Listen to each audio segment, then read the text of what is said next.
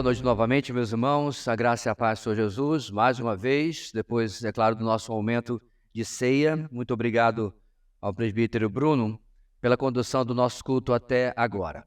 Bem, como temos sempre visitante, a gente sempre precisa explicar que na nossa igreja nós caminhamos sempre no mesmo livro, do começo até o final, e no momento estamos na 23ª mensagem no livro do profeta Isaías, a série que começamos em 16 de julho, há pouco mais de 6 meses. Temos caminhado debaixo desse tema geral que está ali projetado, que eu quero convidar os irmãos a nós lermos a uma só voz. Vamos lá? O Senhor removerá a iniquidade, trazendo a promessa por meio do reino e da pessoa do Messias. Muito bem. Irmãos, vamos relembrar, como fizemos semana passada, o que vimos na nossa primeira mensagem há 6 meses. Eu fiz um pequeno gráfico para nos ajudar. Isaías possui 2 grandes divisões, a primeira do capítulo 1 até o capítulo 39, cujo tema principal é condenação, apesar que há toques de graça, de esperança e promessa, ainda que o tema principal seja de repreensão e de condenação.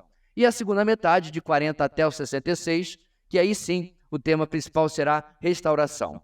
No momento, nós estamos dentro dessa primeira divisão, em uma subdivisão que vai do capítulo 13 até o capítulo 27, certo? Que compõe aí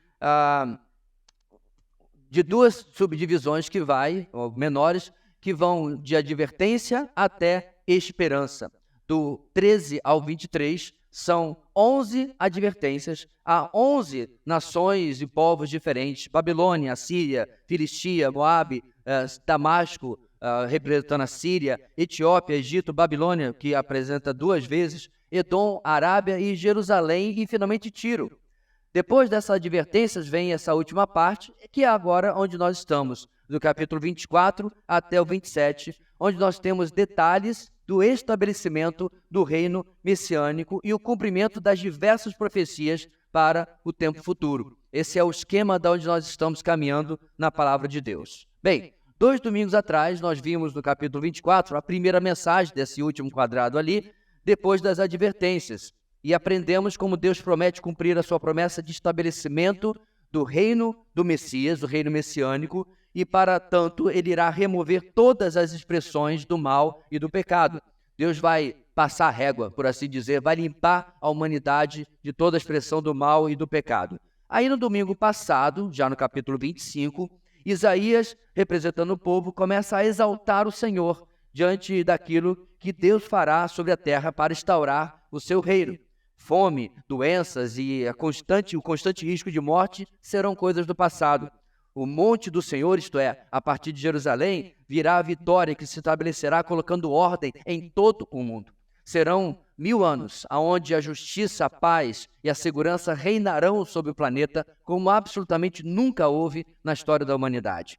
Então hoje, irmãos, seguindo a nossa sequência, vamos continuar nesta sessão do 24 a 27, chegamos ao capítulo 26, nossa penúltima mensagem. E novamente teremos um texto de louvor, um texto de adoração, de exaltação, muito semelhante ao capítulo anterior. Portanto, nós vamos inclusive repetir, pode passar adiante, a nossa grande ideia da semana passada, porque a mensagem é basicamente a mesma. O Senhor será louvado pelo cumprimento das promessas com o estabelecimento do seu reino. O Senhor será louvado pelo cumprimento das promessas com o estabelecimento do seu reino. Hoje, Isaías, meus irmãos, vai nos levar numa máquina do tempo até um futuro que nós não temos ideia de quando será ainda, não é verdade? Mas que irá acontecer. Um futuro onde aqueles que lá estiverem sendo abençoados pelo Senhor irão glorificá-lo, louvá-lo novamente. E a gente vai pegar essa essência, esses detalhes hoje. O louvor ao Senhor vai ser entoado nesse tempo de restauração. Ele vai falar sobre as bênçãos recebidas, vai falar sobre o relacionamento dos justos com o Senhor, mas também vai dar uma pitada lembrando qual vai ser o destino dos ímpios. A razão disso é porque esta mensagem, apesar de ser de louvor e exaltação, tem como objetivo chamar a atenção dos judeus daquela época e para nós hoje, de que o dia do acerto de contas com o nosso Deus vai vir sem sombra de dúvidas. E nós precisamos estar andando com o Senhor, ou a terra, os homens, as mulheres precisam estar andando com o Senhor com Cristo Jesus em aliança. Vamos ver então, irmãos, capítulo 26 de Isaías.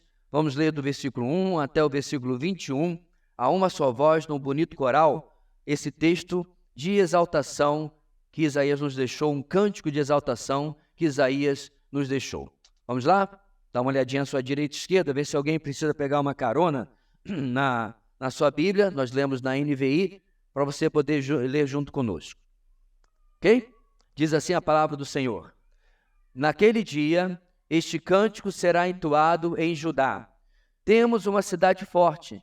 Deus estabelece a salvação como muros e trincheiras.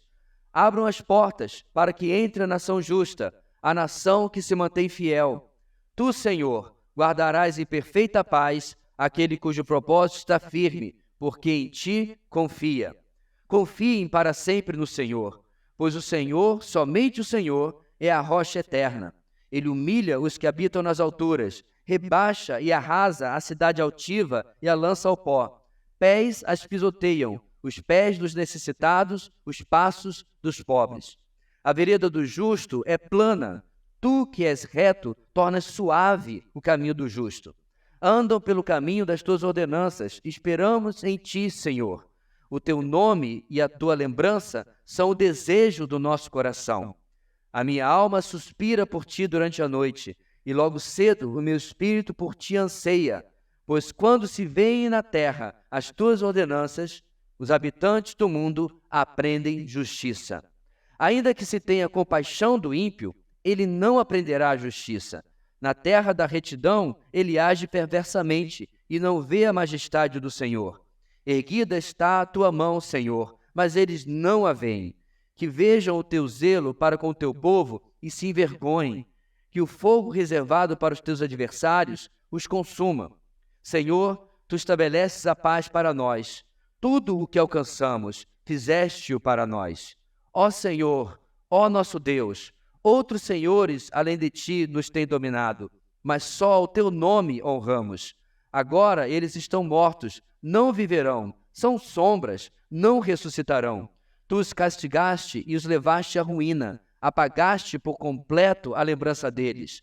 Fizeste crescer a nação, Senhor. Sim, fizeste crescer a nação. De glória te revestiste, alargaste todas as fronteiras da nossa terra. Senhor, no meio da aflição te buscaram. Quando os disciplinaste, sussurraram uma oração. Como a mulher grávida, prestes a dar à luz, se contorce e grita de dor, assim estamos nós na tua presença, ó Senhor. Nós engravidamos e nos contorcemos de dor, mas demos à luz o vento. Não trouxemos salvação à terra, não demos à luz os habitantes do mundo. Mas os teus mortos viverão, seus corpos ressuscitarão. Vocês que voltaram ao pó, acordem e cantem de alegria. O teu orvalho é orvalho de luz. A terra dará à luz os seus mortos. Vá, meu povo, entre seus quartos e tranque as portas. Esconda-se por um momento, até que tenha passado a ira dele. Vejam, o Senhor está saindo da sua habitação para castigar os moradores da terra por suas iniquidades. A terra mostrará o sangue derramado sobre ela, não mais encobrirá os seus mortos. Creio que podemos perceber, irmãos, quanto o texto de hoje é um reflexo, é uma repetição de grande parte do teor do capítulo anterior, quando Deus é louvado pelo cumprimento das suas promessas. Agora vamos ver, meus irmãos, nesse curto texto, eu prometo que vamos ficar dentro do nosso horário, 5 pontos onde nós entendemos como Deus está preparando esse ambiente e por que ele vai ser louvado quando ele completar as suas promessas lá na consumação do tempo, quando ele vier, o Senhor Jesus vier instaurar o seu reino messiânico. E vamos comprovar, o Senhor será louvado pelo cumprimento das promessas com o estabelecimento do seu reino. Em primeiro lugar, meus irmãos, do versículo 1 até o versículo 6, hoje nós aprendemos o seguinte na palavra de Deus: os justos irão adorar a Deus por todas as bênçãos na restauração final. Os justos irão adorar a Deus por todas as bênçãos na restauração final. Repare que o nosso texto, irmãos, no versículo 1, já começa com essa expressão, essa fórmula, que trata ou joga o nosso texto para o futuro, para um tempo escatológico. Eu me refiro, é claro, à expressão naquele dia. Quanto a esse tempo futuro, Isaías não, então, fala de como depois de um tempo difícil, depois daquilo que é conhecido como a angústia de Jacó, e nós conhecemos como tribulação, virá um tempo de louvor, adoração, exaltação e gratidão ao Senhor. Por quê? Porque o tempo, irmãos, de sofrimento, o tempo de clamor, o tempo de súplicas passou. Agora é um tempo de bênçãos, é um tempo de agradecer. Isso era muito pertinente, meus irmãos, porque o povo do dia de Isaías, há 2.700 anos atrás, vinha de coisas ruins na sua história. Por exemplo, nos dias de Isaías, Samaria, a capital de Israel, a nação do norte, já havia caído sob o poder dos assírios. Passado algum tempo, depois de muitos avisos, na verdade 100 anos, nos tempos de Jeremias, a própria Jerusalém iria cair sob o poder dos babilônios. Porém, a esperança é colocada no coração do povo porque a Jerusalém, lá do reino messiânico do futuro, ela não cai. Ela é a cidade forte mencionada no versículo 1. Ela é inexpugnável, ou seja, ninguém consegue derrotá-la. Ela é estabelecida pelo Senhor e assim ela ficará durante todo o reino que o Senhor irá inaugurar. O remanescente fiel entre judeus e entre gentios é levantado para a glória do rei, para a glória do Messias, quando ele cumprir tudo o que prometera e reinar sobre a terra. E a salvação pelo qual clamou o mundo finalmente vai chegar. Ela é descrita aqui, esta segurança é descrita aqui como muros e trincheiras. Uma melhor tradução, meus irmãos, seria muros e muralhas. É como se fosse camada sobre camada de proteção. É como se fosse um colete à prova de bala e mais um outro melhor ainda depois, com o Senhor dizendo que não haverá nenhum perigo, nenhuma ameaça, porque Ele vai trazer completa segurança, completo cuidado para com o seu povo. E aparece remanescente, continuando o texto, no verso 2, que as portas de Jerusalém irão se abrir. O remanescente é chamado de a nação justa, a nação que se mantém fiel. Isso, meus irmãos, é um golpe no povo dos dias de Isaías que estava ouvindo essa profecia. Eles já ouviram da parte de Isaías e de outros profetas de como, por exemplo, o Senhor, através de Oséias, já os via como infiéis. Como o Senhor via o seu povo como um povo que não era justo. Então a lógica da dedução é o seguinte: o Senhor fará tudo isso e vocês que têm rejeitado o Senhor ficarão de fora por causa da sua injustiça e por causa da sua infidelidade. Se o povo que vai herdar é a nação justa, é a nação que mantém fiel, e o Senhor tem denunciado vocês, o povo de Jerusalém, o povo de Israel, o povo de Judá, como injustos e infiéis, vocês não estão incluídos nessa lista, vocês estão fora. Deus faz isso, meus irmãos, porque Ele é malvado? Não. Ele faz isso, irmãos, como nós já vimos em tantos outros textos de Isaías, para mexer com os brios do seu povo, para que o povo se arrependa, para que o povo compreenda como eles estão abaixo daquilo que Deus espera deles, que eles não buscavam a Deus em arrependimento, que não buscavam a Deus como os justos e os fiéis. Porém, esses justos e fiéis, no versos 3, nos mostra como o Senhor irá guardá-los em perfeita paz. Olha o contraste. Percebam no resto do verso que eles são assim tratados pelo Senhor, porque são aqueles, diz o texto, cujo propósito está firme, porque em ti confia, porque confia no Senhor. Esse propósito firme, meus irmãos, se refere a uma mente, a uma atitude focada em Deus, na vontade de Deus, em cumprir o que Deus quer. Uma vida, digamos assim, teocêntrica, centrada em Deus e não centrada em si mesmo. Porque, de fato, meus irmãos, só existem dois estilos de vida. E é verdade, muitas vezes, todos nós oscilamos esses estilos de vida. Existe a minha vontade e a vontade de Deus, e nem sempre elas estão interpoladas. E o povo do dia de Isaías escolhia a sua vontade constantemente, em lugar da vontade do Senhor. Portanto, o propósito deles não era firme, não confiavam no Senhor. Se eles estivessem realmente centrados em Deus, se tivessem, meus irmãos, essa marca no povo de Deus do Antigo Testamento, a história seria outra completamente diferente. Mas, por exemplo, muitos e muitos anos atrás, desse texto que nós lemos, no tempo dos juízes, eles reclamaram e pediram um rei. E por que eles pediram um rei, meus irmãos? Diz o texto, porque eles queriam ser iguais às outras nações. Quando Samuel vai reclamar diante do Senhor, do pedido do povo, o que Deus fala? Samuel, não se preocupa não. Eles não estão rejeitando você, estão rejeitando a mim. Essa é a atitude e o propósito completamente fora do Senhor, que acompanhou Israel durante século após século. E agora está sendo colocado nos dias de Isaías para que o povo acorde, porque virá um tempo onde será tarde demais. Ou seja, novamente um golpe para a Jerusalém dos dias de Isaías. Eles, em sua grande maioria, haviam abandonado a ideia de ter esse propósito firme no Senhor. Haviam abandonado a ideia de confiar no Senhor. Eles haviam abandonado, irmãos, a atitude que nós encontramos, por exemplo, escrita pelo salmista no Salmo 20. Nos versículos 7 e 8, nós temos um texto famoso: alguns confiam em carros e outros em cavalos, mas nós confiamos no nome do Senhor, o nosso Deus. Eles vacilam e caem, mas nós nos erguemos e estamos firmes. Eles haviam colocado sua confiança, por outro lado, irmãos, em falsos deuses. Eles haviam colocado sua confiança em aliança com nações pagãs, em lugar de ouvir e confiar no Senhor. Isso serve, irmãos, de alerta, não apenas para o povo de 2.700 anos atrás, para o tempo de Isaías. Serve de alerta também para todos nós em todos os tempos, inclusive hoje para nós. Confiar no Senhor resulta em grande recompensa. Perceba que eu não estou falando de dinheiro, prosperidade e riqueza. Confiar no Senhor resulta em grande recompensa porque a vontade do Senhor, que é boa, perfeita e agradável, se cumpre na nossa vida. Ela vai ser diferente da minha, da sua e da do outro e da outra. Mas há lugar melhor, meus irmãos, de nós experimentarmos na nossa vida do que o centro da vontade de Deus quando Ele a manifesta na nossa vida. E quantas vezes, irmãos, nós perdemos porque abandonamos a vontade do Senhor e experimentamos problemas, destruição, condenação. Diante de tudo isso, o verso 4, dali em diante, na verdade, se torna um apelo ao povo.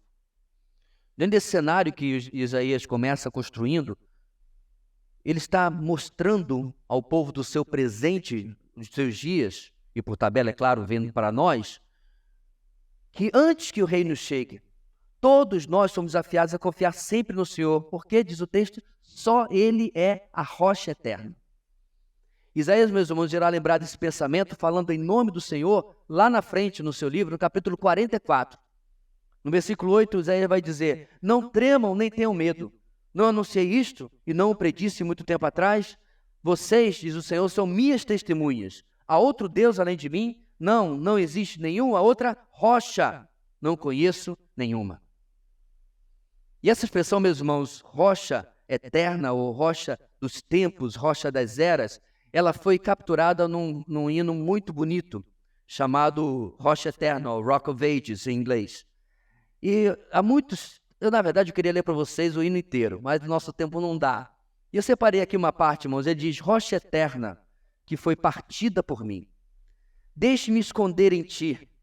Deixe que a água e o sangue que do teu lado dilacerado flui, ser do pecado a minha dupla cura, me salvando da ira e me tornando puro.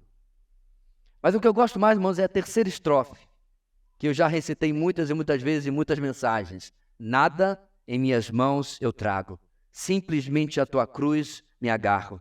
Nu venho para ti ser vestido, desamparado olho por ti por graça, sujo eu vou para a tua fonte, lava-me, Salvador, ou eu morro. É impressionante, meus irmãos, como tanta coisa pode estar contida numa expressão do Antigo Testamento: rocha, segurança, abrigo, proteção. Por isso, confiem para sempre no Senhor, pois o Senhor, somente o Senhor, é a rocha eterna. É como Isaías, meus irmãos, estivesse suplicando as pessoas do seu dia, rogando as pessoas do seu dia, seus dias. Deixe de confiar em si, deixe de confiar em homens, confiem apenas no Senhor, apenas naquele que é a nossa rocha eterna. Nos versos 5 e 6, Isaías reforça o seu argumento, mostrando como aqueles que rejeitam a rocha eterna serão humilhados e finalmente destruídos. E esse, irmãos, era o destino de Judá naqueles dias. Essa dicotomia, esse contraste entre os abençoados e os condenados se repete muitas vezes no livro de Isaías, para que aqueles daquele dia pudessem acordar. Isaías, meus irmãos, tem um futuro glorioso em mente com a vida do Messias e o estabelecimento do seu reino. Mas ele sabe do que está acontecendo ao seu redor. Lembra do capítulo 6? Ai de mim, porque eu sou um homem impuro e vivo no meio de um povo impuro. Então, irmãos, ele nunca esquece, ele nunca abandona a sua preocupação com aqueles que, se não se arrependerem, estarão fora desse futuro glorioso e terão no Messias, não a esperança, mas um justo juiz que os condenará. Isaías se preocupa com isso, o que nos deixa, meus irmãos, já uma lição. Nós precisamos sim estar com os olhos na eternidade, nas promessas que Deus nos deu, mas lembrar que nós ainda estamos aqui e ainda estamos sendo responsabilizados por pregar o Evangelho para aqueles que moram e vivem ao nosso redor. Para reforçar a mensagem, meus irmãos, para os que precisam se arrepender, na continuação, Isaías agora descreve algumas características do relacionamento que os justos terão com o Senhor. Primeiro, nós vimos as bênçãos do Senhor, e agora nós vamos falar do Senhor das bênçãos. Segundo lugar, os justos se deleitarão em Deus na restauração final, versos 7 até o verso 9. O verso 7, meus irmãos, começa descrevendo um dos benefícios daqueles que são justos e andam com o Senhor. A ideia pode ser aqui comparada com uma linda estrada plana, sem buracos e sem lama e sem alagadiços. Não diria asfaltada, porque asfalto não existia naquela época, mas pelo menos muito mais plana do que qualquer estrada possível para a tecnologia da época. E esse caminho, meus irmãos, planos, esse caminho suave, pode ser contrastado, é claro, com uma outra estrada esburacada, cheia de pedras, cheia de lama. A primeira é o suave caminho dos justos. Ele experimenta isso, irmãos, não porque Deus torna o seu caminho suave por nada. O verso 8 nos mostra que esse caminho, que o justo anda no caminho das ordenanças do Senhor, por isso o seu caminho é suave. Repare, meus irmãos, como que o caminho é onde o justo anda, e esse caminho é o caminho das ordenanças do Senhor. Uma coisa está ligada à outra, a relação é óbvia. Aquele que anda nas ordenanças, aquele que anda na vontade do Senhor, aquele que anda nos princípios da palavra, recebe na sua vida suavidade na caminhada, não importa o que aconteça. Há muitos anos atrás, a minha avó estava em casa e eu tinha acabado de ser pai, ou seja, 26, 27 anos atrás. Fui levar o Azaf para a família conhecer e tal, e quando você é pai ou mãe, a sua perspectiva do mundo muda completamente. E eu sabia que a minha avó tinha passado por algo terrível. Ela perdeu 2 filhos de uma vez só e depois mais um. Dos seus 10, ela perdeu 3 filhos. E eu perguntei para ela, vó, você passou por isso, passou por aí? Eu comecei a mencionar coisas que eu sabia da nossa história. Como você supera isso? E as palavras que a minha avó me deu daquele dia, meus irmãos, vieram à minha mente quando eu lembrava desse caminho de suavidade. Perceba que o caminho do justo não significa que não tenha problemas. O caminho daquele que anda com Deus, aquele que anda com Deus, ele não é desprovido de problemas, mas ele é suave. Porque a minha avó mostrou ali, meus irmãos, como que Deus levantou a sua vida do pó, da perda de 3 filhos, 2 de uma vez só, e restaurou a sua vida. E a palavra-chave para ela era graça. Como que Deus suavizou a sua caminhada através da sua graça. O verso 9 traz outra característica de quem está nesse relacionamento com Deus. De noite, suspiramos por Deus. De manhã, ansiamos por Ele. Entre a manhã e a noite, experimentamos uma vida de justiça. Isso que hoje, meus irmãos, é uma aspiração para nós, será muito mais presente e real durante o reino messiânico, como está prometido aqui. Pois a última parte do nosso verso será uma realidade completa.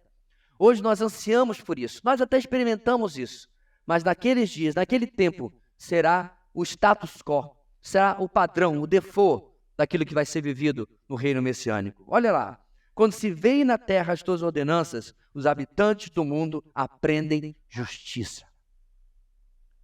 Eu acho engraçado, meus irmãos, como essa palavra é maleável no nosso dia, nos nossos dias. O que realmente é justiça?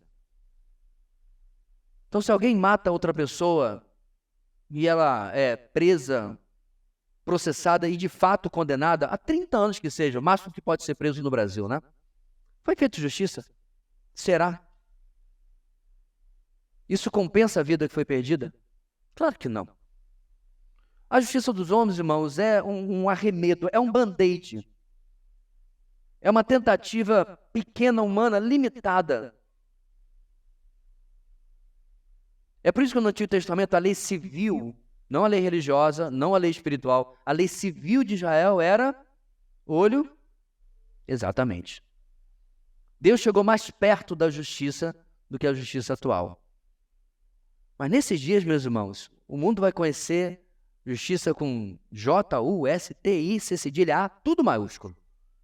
Plena, completa. Porque as ordenanças do Senhor vão estar por toda a terra. Esse deleite, esse relacionamento próximo com o Senhor vai ser algo experimentado ao alcance de todos. Todos que ansiarem por Ele, todos que buscarem, poderão ter esse relacionamento com o Senhor. Mostrando, meus irmãos, que o reino, ele é maravilhoso, não por causa da justiça, não porque tudo vai funcionar, não porque o problema da poluição vai ser resolvido, o problema da fome vai ser resolvido, falamos semana passada, não é? Não porque o problema da doença vai ser resolvido. O reino será maravilhoso por causa do rei, por causa dele. Os justos, os súditos do reino, estão aqui alegres, celebrando pelo relacionamento próximo que terão com o Senhor. Os justos se deleitarão em Deus na restauração final. Alguém pode esperar, meus irmãos, que isso, portanto, impactasse a vida daqueles que andam longe do Senhor, dos ímpios que decidem viver por si mesmos. Alguém pode esperar que isso fosse suficiente, o ponto 1 e o 2, o versículo 1 até o versículo 9, certo? Para que houvesse ali uma onda de arrependimento e mudança em Jerusalém. Mas esse não é o caso. Então, Isaías muda o seu tom. E aí ele traz para nós, versículos 10 e 11, o outro lado da moeda. Terceiro lugar, os ímpios serão julgados por rejeitar a verdade de Deus. Vamos ver o outro lado agora. Isaías falou de duas, a gente costuma dizer isso, que existe a vara e a cenoura. Há duas maneiras de você fazer um cavalo andar. Ou você dá uma varada nele, ou você coloca uma cenoura na frente dele. Foram 2 pontos de cenoura, uma motivação. Qual a primeira motivação? Será um reino de bênçãos de Deus. Qual a segunda motivação? Vai ser o reino do Deus das bênçãos. Não funcionou? Olha a vara.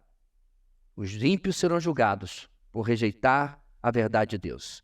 Olha na sua Bíblia o verso 10. Ele mostra como o ímpio, uma vez que está por conta da sua própria natureza e decisão oposta a Deus, ele não responde à compaixão de Deus. Não aprende a andar na justiça. De fato, a história da humanidade, meus irmãos, está caminhando mais e mais para longe de Deus, mais e mais para longe das verdades absolutas e da vontade de Deus. Ele não consegue perceber o quanto ele é abençoado. Até mesmo, irmãos, no país como o nosso, um país teoricamente cristão, onde Deus é uma cultura, não é isso? A pessoa menos religiosa, menos espiritual, menos cristã de todas, seu filho sai de casa, o que ele diz? Vá com Deus. A pessoa, se esse filho é um cristão verdadeiro e volta, não, mãe, então vamos morar aqui, né? Aí você fala, essa mãe não sabe o que fazer com aquela expressão porque é só uma cultura. Não tem valor nenhum. Deus me livre, se Deus quiser. Uma vez eu perguntei para uma pessoa que disse para mim que ia viajar, vou sim, se Deus quiser. Você já orou por isso? Como? Deu tilt, deu tela azul. Por que não é mesmo se Deus quiser? Se eu quiser, se eu conseguisse, é para o seu dinheiro aparecer. E assim, meus irmãos, estão os homens dos dias de Isaías e estão hoje também. Estão indiferentes ao que Deus está fazendo. E eles são indiferentes, irmãos, mesmo quando eles vivem num ambiente que deveria chamar a sua atenção. É por isso que aqui diz que eles estão vivendo na terra da retidão. Ainda assim o ímpio age segundo a sua perversidade. Por quê, meus irmãos? Isaías está falando dos judeus que estavam dentro de Judá, morando em Jerusalém, experimentando os livramentos de Deus. Você não acredita? Daqui a alguns capítulos, quando chegar lá pelo 37, 39, lembra o que acontece? O grande livramento de Jerusalém das mãos dos assírios. Senaqueribe vem contra Judá. O mesmo império, irmãos, que conquistou tudo Todas essas nações que nós vimos aqui nos capítulos anteriores, todas estão debaixo do Império Assírio. Jerusalém não está. Samaria já caiu, Israel já foi. E de uma maneira, irmãos, sobrenatural,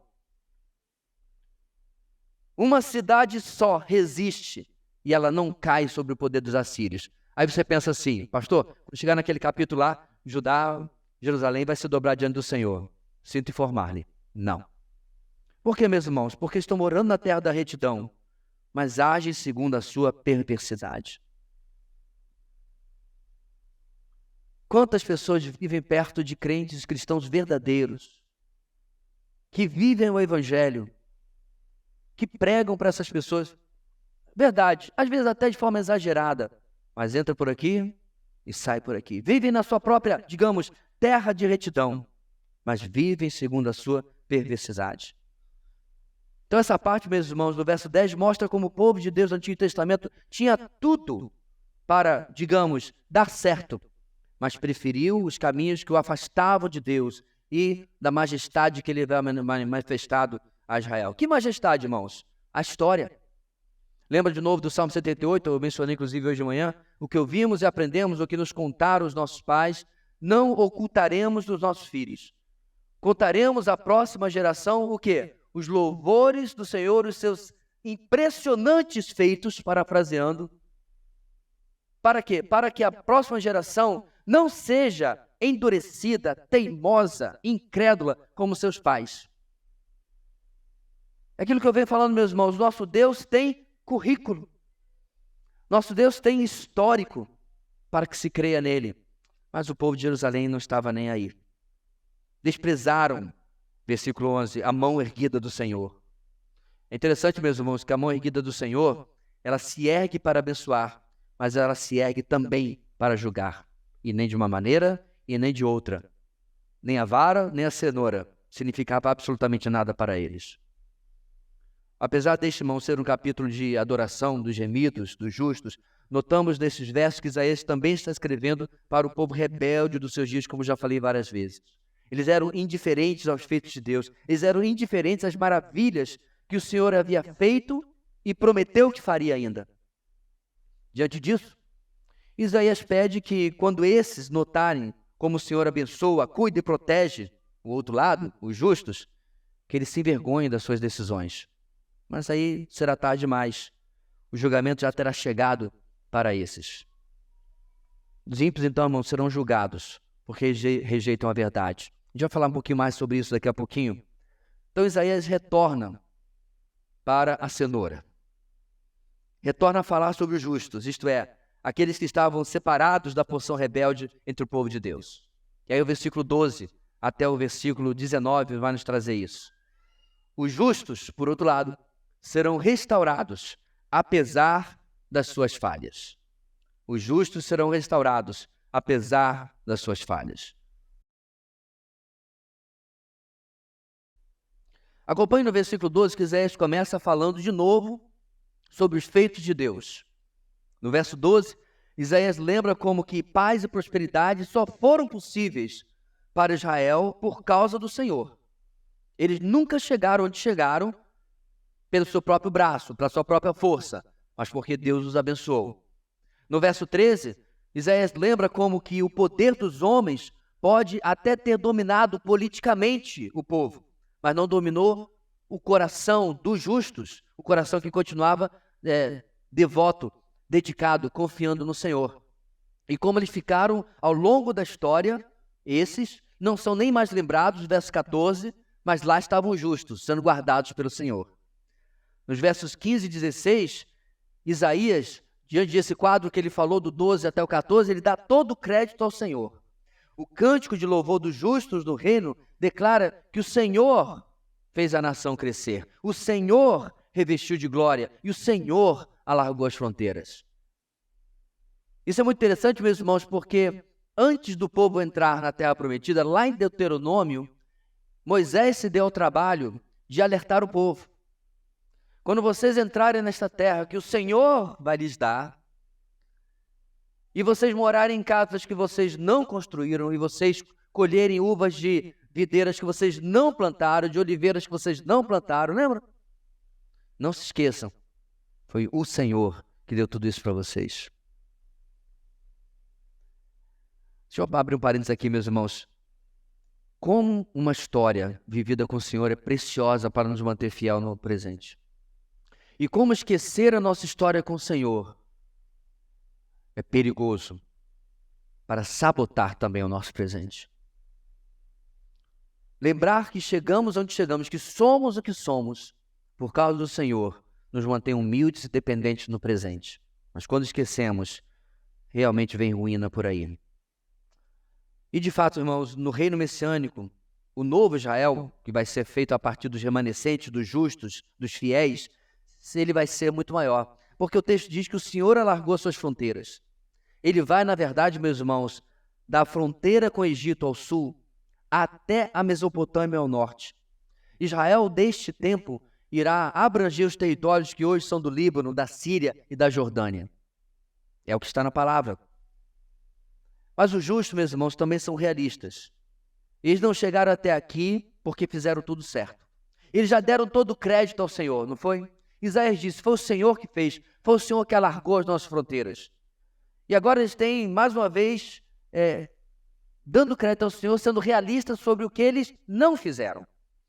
Nos versos 17 e 18, os justos, eles têm uma atitude que vai ser muito semelhante ao que Daniel fará anos depois. Os justos reconhecem como parte da culpa coletiva do seu povo. Essa é uma das questões, irmãos, diferentes do Antigo Testamento, daquele povo e do povo de Deus hoje na Nova Aliança, a igreja. Quando Daniel ali estava, meus irmãos, no cativeiro babilônico, 100 e tantos anos depois, ele no capítulo 9, ora ao Senhor. E o que é de se esperar nessa oração, meus irmãos, é que Daniel orasse pelo povo, pela sua rebelião, pela sua rebeldia, mas não é isso que ele faz. Se você prestar atenção, no capítulo 9, Daniel vai orar o seguinte, vai dizer o seguinte, orei ao Senhor, o meu Deus, e confessei. Confessei? Irmãos, Daniel, quando Jerusalém foi capturada pelos babilônios, era um adolescente. O que exatamente esse rapaz tinha feito para confessar? Olha aí. Ó Senhor, Deus grande e temível, que mantens a tua aliança de amor com todos aqueles que te amam e obedecem os teus mandamentos. Versículo 5. Nós temos cometido pecado e somos culpados. Nós temos sido ímpios e rebeldes e nos afastamos dos teus mandamentos e das tuas leis. Não demos ouvidos aos teus servos, os profetas, entre eles Isaías, que falaram em teu nome aos nossos reis, aos nossos líderes e aos nossos antepassados e a todo o teu povo. Senhor, tu és justo e hoje estamos envergonhados. Nós estamos envergonhados, inclusive ele. Sim, nós, o povo de Judá, de Jerusalém, de todo Israel, tanto os que estão perto como os que estão distantes, em todas as terras pelas quais nos espalhaste por causa da nossa infidelidade para contigo. Ó Senhor, nós e nossos reis, nossos líderes e nossos antepassados estamos envergonhados por termos pecado contra ti. O Senhor nosso Deus é misericordioso e perdoador, apesar de termos sido rebeldes. Não te demos ouvidos, Senhor nosso Deus, nem obedecemos às leis que nos deste por meio dos teus servos, os profetas. Da mesma forma, meus irmãos, mais de 100 anos antes, aqui no nosso texto, Isaías mostra como os justos não apenas apontam os dedos. Seria interessante, irmãos, ele dizer assim, Senhor, não experimentamos mais de ti por causa dessa porção rebelde do teu povo. Não é isso que eles falam. Eles reconhecem, meus irmãos, como todo o povo de Israel deixou a desejar. Como ele faz isso?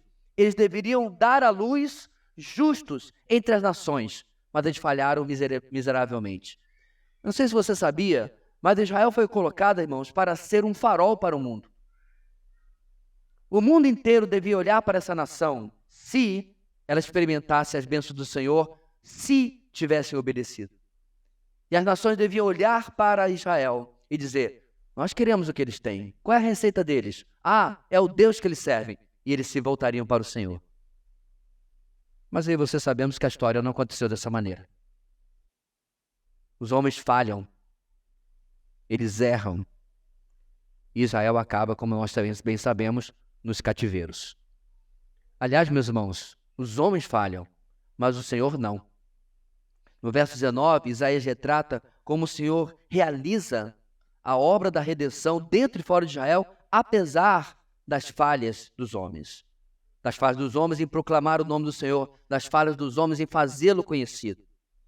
No reino messiânico, os justos do passado terão experimentado a primeira ressurreição tal como prometida, por exemplo, ao próprio Daniel. Porque o final do livro de Daniel termina exatamente sobre isso, mostrando que Deus vai cumprir o seu propósito, apesar deste povo rebelde. Porque, meus irmãos, se fosse talvez um de nós no lugar do Senhor, nós já tínhamos riscado Israel do mapa, do plano, há muito tempo. Mas isso mostra mais uma vez, irmãos, como mesmo no Antigo Testamento, que muitos não conseguem entender isso, não conseguem enxergar isso, o nosso Deus é extremamente gracioso. Porque dentro deste povo, onde a grande maioria é rebelde, ele ainda presta atenção naqueles cujo coração é dele, confia nele, é dedicado a ele. E dentre esses, Daniel. Olha o que é prometido para Daniel no último versículo do seu livro. Quanto a você, Daniel, siga o seu caminho até o fim. Você descansará e então, no final dos dias, você se levantará para receber a herança que lhe cabe. Sabe o que Deus está falando para Daniel aqui? Nos últimos dias você se levantará para herdar o reino. Isso nos leva ao nosso último ponto. No final do nosso texto, irmãos, agora, do versículo 20 e 21, tem o arremate, tem o final para esse reino futuro. Porque certamente, meus irmãos, como os justos vão chegar até lá? Como eles serão garantidos de que isso realmente vai acontecer? Em quinto e último lugar, os justos serão protegidos até a restauração final, versículo 20 e 21. Os justos serão protegidos até a restauração final. Nesses dois últimos versos que descreve essa palavra de louvor ao Senhor, Isaías escreve como antes de todas as bênçãos do reino messiânico, o remanescente fiel ainda passará por uma provação, terá que se buscar proteção, porque vão vir os dias, como eu mencionei anteriormente, da angústia de Jacó, os dias da tribulação. Como já mencionamos, irmãos, várias vezes nessa exposição, todo o planeta sofrerá. Haverá morte, haverá terremotos, haverá catástrofes, doenças. Serão dias terríveis, precisamente 7 anos de dias terríveis. E durante esses dias, meus irmãos, haverá muito sofrimento, mas o anticristo terá um ódio particular por aqueles que se voltarem para o Messias, ou seja, para o Senhor Jesus. E entre esses estará, claro, o remanescente do seu povo escolhido do Antigo Testamento. A ira do Senhor cairá sobre a terra e até que tudo o que está profetizado aconteça, especialmente em Apocalipse, eles deveriam se esconder, eles deveriam buscar proteção. Porém, este alerta é acompanhado com a promessa de que o Senhor virá da sua habitação, isto é, da sua glória dos céus, para castigar todo o mal. É uma lembrança, novamente, irmãos, daquilo que nós vimos no capítulo 24. Deus vai varrer de todo mundo todo o mal. Lembra daquela mensagem que nós mencionamos? Toda a corrupção, toda a burocracia, toda a maldade humana, todo o desgoverno, todo o egoísmo que a gente vive hoje na nossa sociedade, onde as coisas simplesmente não acontecem porque os homens não querem. Grande parte das enfermidades do mundo, irmão, já poderiam ter sido dizimadas há muito tempo, se os homens quisessem. A fome, que é claro, hoje ainda muitos não sabem disso, é muito menor do que era, por exemplo, na década de 80 do século passado. A fome já era para ter sido extirpada. Um só míssil Tomahawk custa quase 3 milhões de dólares. Quanta comida você compra com 3 milhões de dólares? Mas os povos preferem comprar armamento, bombas, do que comida, do que ajudar o necessitado. Depois, meus irmãos, que todo esse sistema corrompido for varrido, o povo vai buscar socorro no Senhor, e no final, aqueles que confiam no Senhor estarão presentes para o dia da restauração. Nós temos alguns minutos, eu queria trazer uma pequena consideração sobre cada um dos nossos pontos. Nosso primeiro ponto fala que os justos irão adorar a Deus pelas suas bênçãos. E, meus irmãos, vale a pena confiar no Senhor, vale a pena perseverar na dependência dEle. Nenhuma das promessas do Senhor jamais caiu por terra e não é agora que vai começar. Já podemos, irmãos, hoje nos moldar pelos justos do futuro. Já podemos hoje louvar ao Senhor pela segurança que nós temos nele, pelo cuidado que ele depende para a nossa vida. Você sabe, meus irmãos, quando nós começamos a pensar que Deus não tem cuidado de nós como deveria, como ele deveria, é quando nós colocamos nessa lista coisas que estão fora da vontade de Deus. Eu vou exagerar. Deus não me ama. A minha Mercedes ainda não chegou. Mas lá está o meu golzinho estacionado na garagem, mas não é isso que eu quero. Você pode colocar isso e aplicar à sua vida. Nós queremos mais, mas não queremos aquilo que Deus tem para nós. Mas quando nós confiamos realmente, irmãos, nós percebemos como Deus tem cuidado de nós, mesmo quando Ele permite coisas que não são aquelas que nós queremos. No nosso segundo ponto, a gente fala agora do relacionamento com o Senhor das bênçãos. Vivemos, irmãos, em dias onde as bênçãos de Deus são buscadas nas igrejas. Mas não deveriam ser as bênçãos de Deus o principal motivo para nós o louvarmos. Os justos, eles se regozijam na própria pessoa de Deus. Um velho hino do cantor cristão nos fala como ver o nosso Salvador é o maior desejo que nós temos na eternidade, até maior do que rever, reencontrar os nossos queridos.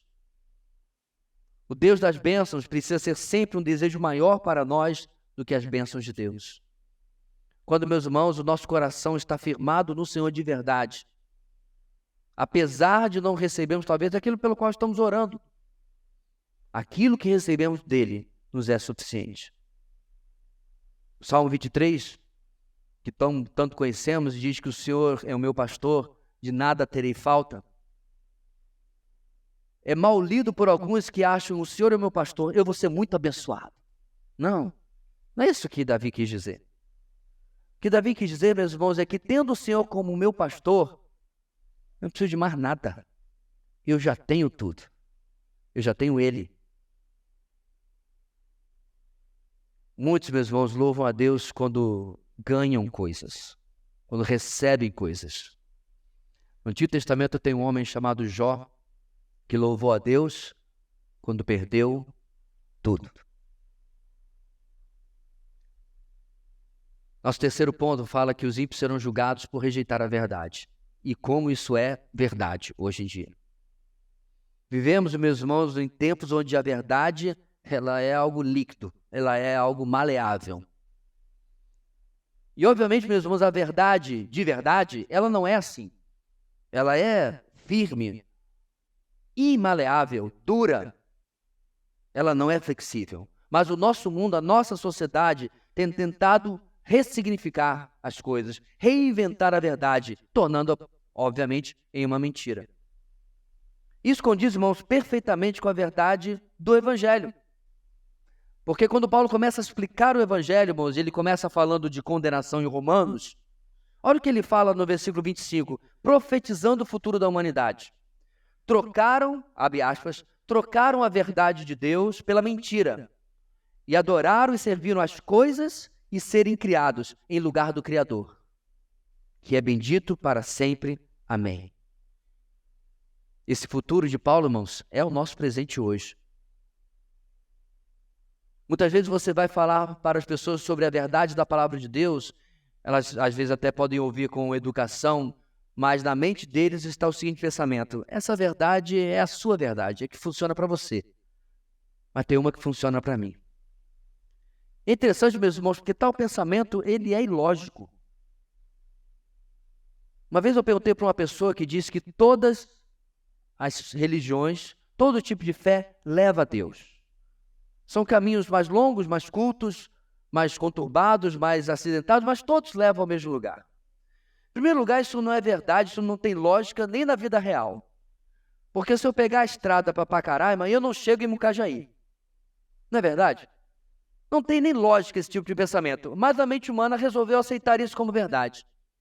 E aí eu, conversando com essa pessoa, eu mencionava como que tal fé, religião pensa isto e o cristianismo pensa outra coisa. E elas são opostas. Como as duas podem ser verdade? E ela fez um malabarismo para explicar que, apesar de uma estar mais próxima da verdade, ela até disse, pode ser o seu cristianismo. esta que está menos perto da verdade, que até ensina uma mentira, eventualmente pela sinceridade da pessoa, eu falei, Senhor, eu desisto. Porque essa, meus irmãos, é a mente do homem moderno. A lógica já foi embora para outro planeta. Que a pessoa defende ao mesmo tempo a graça, ou supostamente, e ao mesmo tempo o mérito. Você é salvo pela graça, mas você tem que fazer alguma coisa. Pontos opostos. Mostrando, meus irmãos, que é por rejeitar a verdade que, infelizmente, as pessoas estão se perdendo. Abrindo um parênteses. Se você gostaria de entender qual é a verdade do Evangelho, eu e toda esta igreja está mais do que disposto a humildemente lhe ajudar.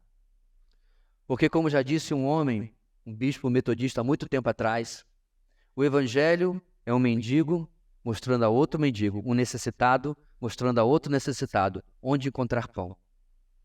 O Evangelho, meus irmãos, apenas nos achou, nos encontrou. Nós estávamos perdidos e fomos encontrados. E hoje é o nosso prazer e privilégio mostrar às pessoas aonde encontrar pão. O pão é Cristo. Nosso quarto ponto diz o seguinte: os justos serão restaurados apesar das suas falhas.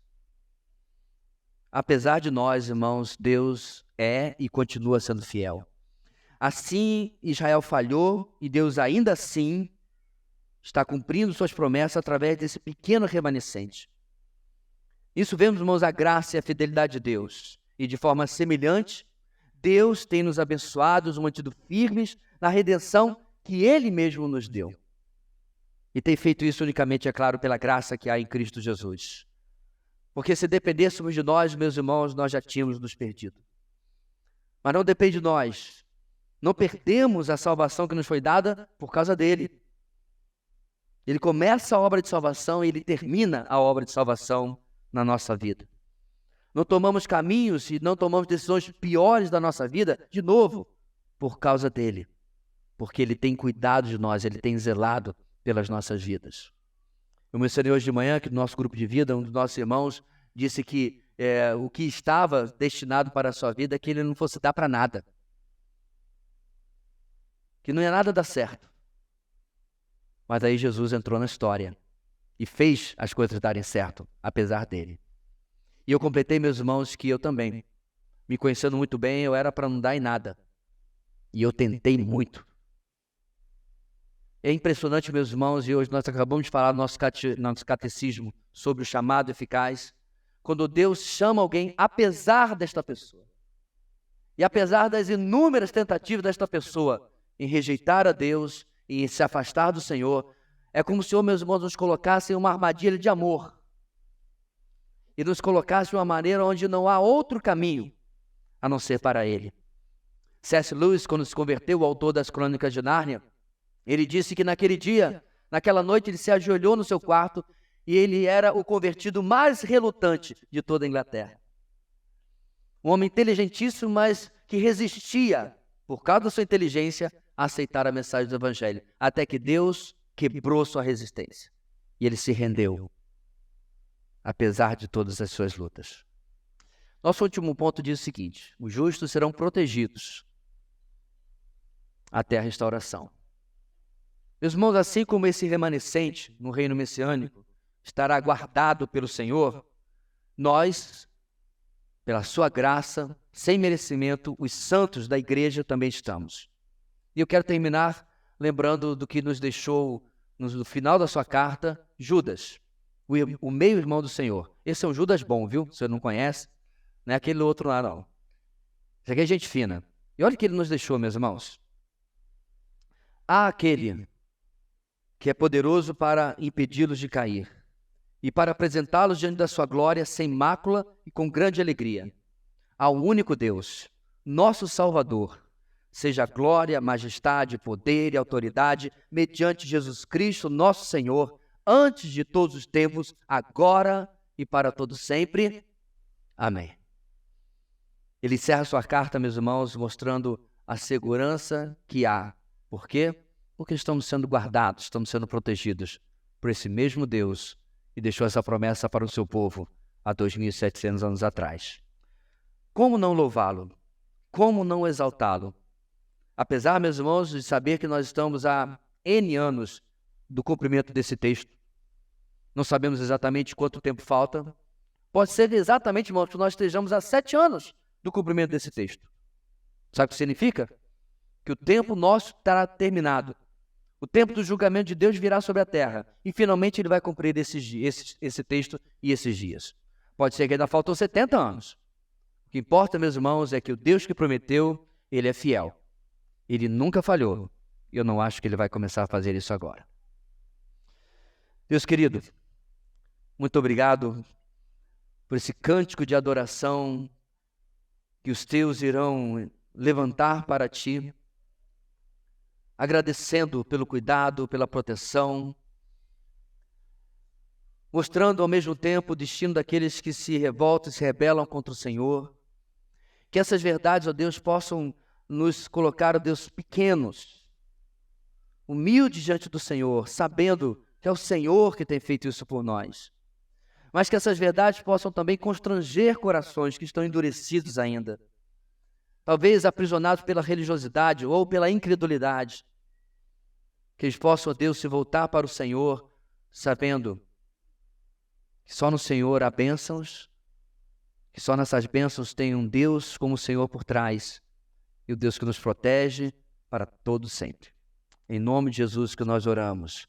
Amém e amém.